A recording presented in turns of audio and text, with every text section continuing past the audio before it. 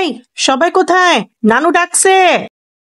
আজকে আমি তোমাদের সাথে যে রেসিপিটা শেয়ার করব সেটা is very close to my heart.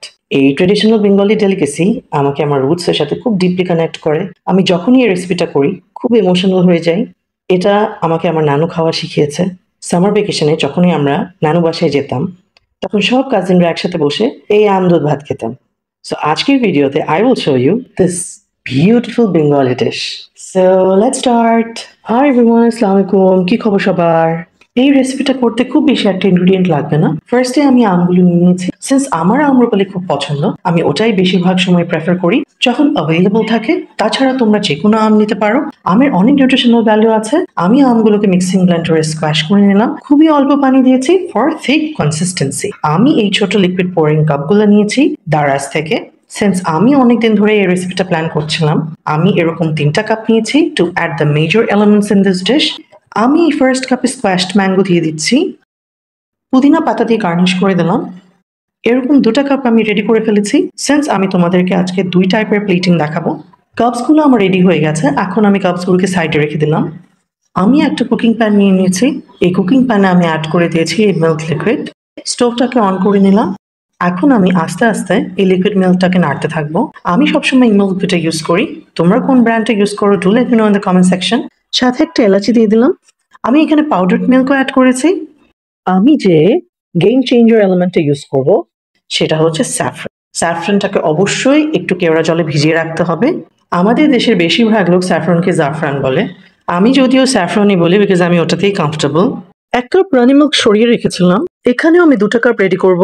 1টা cup আমি দিয়ে দিয়েছি এই রানি লিকুইড মিল্ক। কিছুটা রানি মিল্ক লিকুইড কুকিং প্যানে রেখে দিয়েছিলাম কারণ আমি এখন মিল্ক লিকুইডটাকে আরেকটু থিক করব।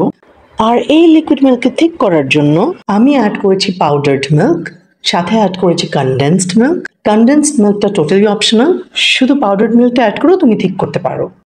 এখন আমি আরেকটা কাপে এই থিক ক্রিমি লিকুইড মিল্কটা দিয়ে দিব। আমার এখানেও 2টা কাপ রেডি হয়ে গেল। স্যাফরন দিয়ে একটু গার্নিশ করে দিলাম। এখন আমি 2টা কাপকে সাইডে রেখে দিচ্ছি। এখন আমি নিয়ে নিব আরেকটা কুকিং প্যান, আর এখানে দিয়ে দেবো গুড অ্যামাউন্ট অফ সুগার। এখন আমি এই সুগার ক্যারামেলাইজ করব। This will take a bit of time. See the colour is changing. একটু পানি অ্যাড করে দিব। সিরাপটা একটু গোল্ডেন হয়ে আসলে আমি কনসিস্টেন্সি চেক করব।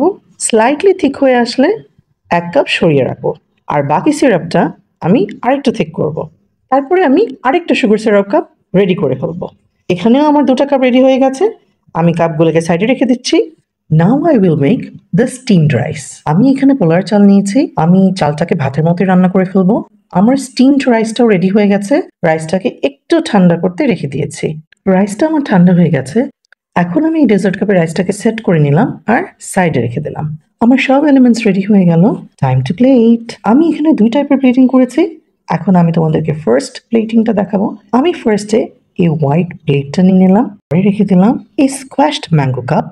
তার পাশেই আমি দিয়ে দিলাম স্যাফরন ফ্লেভার্ড এই রানি লিকুইড মিল্ক, আর তার সাথে অ্যাড করে ফেললাম এই beautiful golden coloured slightly thick caramelised sugar syrup. এখানে আমি দিয়ে দিলাম স্টিমড রাইস। আমার বাসায় একটু ছানা রেডি করা ছিল, আমি ওইটা দিয়ে স্টিমড রাইস একটু গার্নিশ করে দিলাম। হালকা একটু ক্যারামেলাইজড সুগার দিয়ে দিলাম, পুদিনা পাতা দিয়ে গার্নিশ করে দিলাম। And here you go, done with my first plating. এখন আমি সেকেন্ড প্লেটিংটা নিয়ে কাজ করব।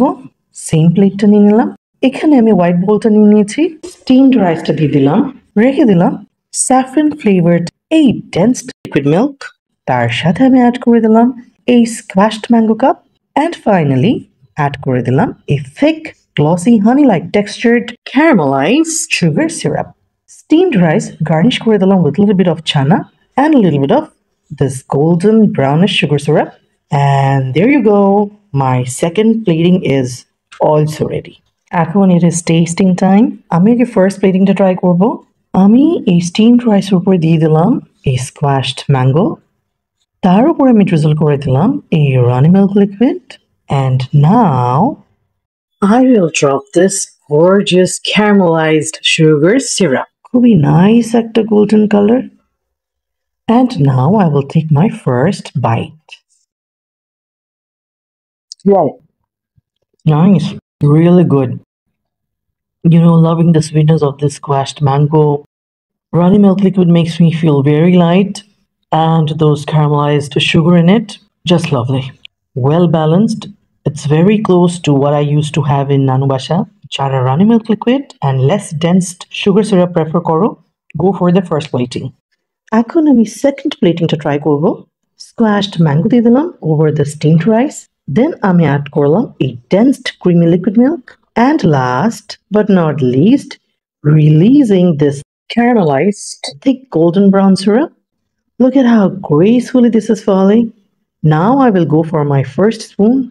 একটু সাইডে মিক্স করে নিচ্ছি and let's check this one.